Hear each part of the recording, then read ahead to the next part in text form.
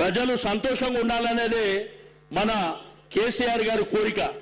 కానీ ఇప్పుడు వచ్చినటువంటి ప్రభుత్వం ఆయననంట కేసీఆర్ గారు ఆనవాళ్ళు చేర్పేస్తాడంట.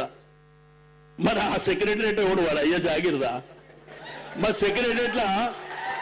సెక్రటరియట్ల క్యాబినెట్ మీటింగ్ ఎందుకు పెడుతున్నాం? ఎవరిది సెక్రటరియట్ ఎవరు కట్టారు? ఆ పక్కన 125 అడుగుల విగ్రహం డాక్టర్ బిఆర్ అంబేద్కర్ గారిది ప్రపంచంలోనే ఎక్కడ లేదు అంత పెద్ద విగ్రహం. ఎవరు కట్టారు? ఆడ పోలీస్ కమాండ్ కంట్రోల్ ఆడపోయి మీటింగ్ లో కూర్చుంటారు కదా, మరి అది ఎవరు కొట్టారు?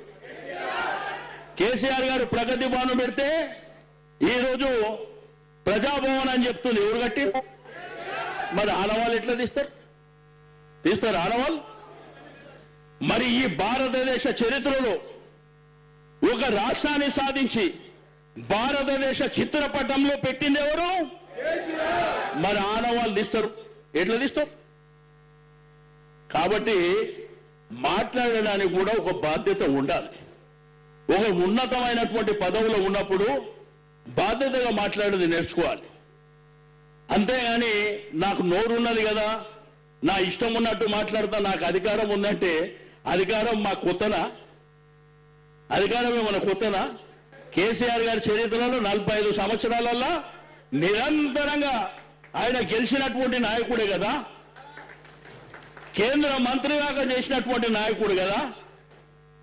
అధికారం ఆ రోజు కేసీఆర్ గారు నీలాగా విర్రవీగలే కదా. కాబట్టి ఒకటి గుర్తుంచుకోండి, ఎవరు విర్రవీగిన చరిత్రలో అది రాసి పెట్టి ఉంటుంది, అది జరుగుతుంది సందర్భం వచ్చినప్పుడు.